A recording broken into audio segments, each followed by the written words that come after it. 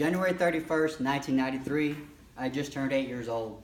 It was Super Bowl 27, and it was my beloved Dallas Cowboys versus the Buffalo Bills. It was a pretty nasty beating the Cowboys put on the Bills to win the game 52-17. I remember rushing outside with my sister shouting, "Go Cowboys, go Cowboys!" We were shouting at the passing cars, "Honk your horns if you love the Cowboys." It's a night I'll never forget. My family would get together every Sunday during football season and still does to this very day. The game of football is in jeopardy today. Chronic traumatic encephalopathy. I had this word. I said it. And yes, there you go. Better known as CTE, is a degenerative brain disease found in people who have suffered repeated blows to the head. CTE is usually found in professional athletes participating in football, boxing, rugby, ice hockey. These athletes have experienced repeated brain trauma such as concussions and blows to the head that do not produce concussions. Symptoms of CTE come in 4 stages and are generally between 8 to 10 years after the athlete experiences repetitive, mild traumatic brain injuries.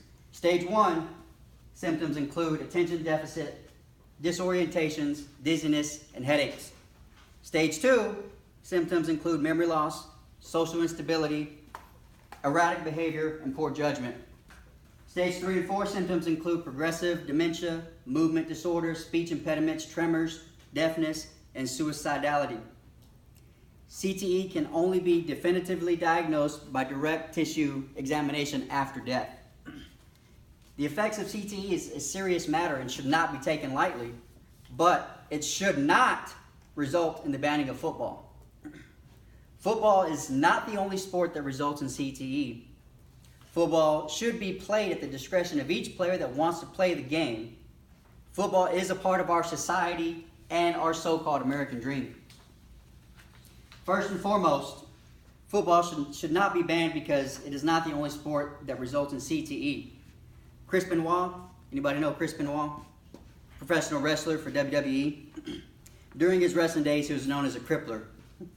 He had this move, it's called the crippler crossface. Pretty intense.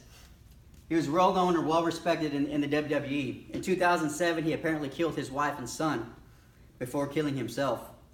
The initial reason behind the murder-suicide was linked to abuse of anabolic steroids. A brain biopsy later confirmed that he had CTE. Anybody remember Dave Mirra? He was a BMX biker and an extreme sports icon. Sadly, in 2014, Dave Mirra took his own life. A brain biopsy also confirmed he had CTE. The idea of banning football is being tossed around today because of the alarming results of CTE. Should we ban professional boxing then? How about professional wrestling or BMX biking? I'll go even further because there are cases where military service members have CTE. Should we ban the military? The above mentioned are all linked to a result in CTE in some form or fashion. There is a higher risk in football, of course, but not all players are suffering from CTE. Not all positions are exposed to the constant blows to the head. As a matter of fact, football should not be banned because it should be the decision of the player, not anyone else. If you take away the game of football because of the alarming rates of CTE, then we are taking away someone's decision to play. Think about this for a second. Joining the Marines like I did, I knew the hazards of joining. I knew that I could severely be injured, or even worse, I could be killed. Police officers joined the force, knowing those same hazards, that they could be killed in the line of duty. We still made that choice to join our respective services. I believe if someone wants to play football, they should have that opportunity to do so.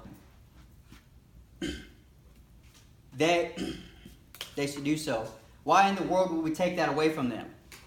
Surely there is the possibility of injury, and now, as it is made known, the possibility of CTE. Each and every person has the right to pursue what they want to pursue and do what they want to do. If we take football away from these players, we are taking away their pursuit of happiness. In that same way, football should not be banned because we would be taking away the American dream. Malcolm Butler, current defensive back of the New England Patriots, has a very interesting story. In 2015, the Patriots battled the Seattle Seahawks in Super Bowl 49. The game came down to the wire with 20 seconds left in the fourth quarter, and the Seahawks were on the goal line. Malcolm Butler intercepted Russell Wilson's pass in the end zone, sealing the victory for the New England Patriots. This was probably one of the greatest plays ever in Super Bowl history. But did you know, 8 months prior to that very moment, Malcolm Butler was working at Popeyes making $7.25 an hour. Kurt Warner, retired NFL quarterback, was cut from Green Bay Packers training camp in 1994. In 2000, he began working the night shift as a stalker for a grocery store, making $5.50 an hour, and also was an assistant coach as well. He never gave up his dream to play in the NFL, which led him to start playing in the AFL, the Arena Football League. He finally got his chance to play in the NFL in 1997 with the St. Louis Rams. The rest is history. He is considered the greatest undrafted NFL player of all time and the only player to be inducted into the AFL and the NFL. He now serves as an NFL broadcaster and an analyst. There are some people who have this God-given talent and make a career out of what they love doing, playing football.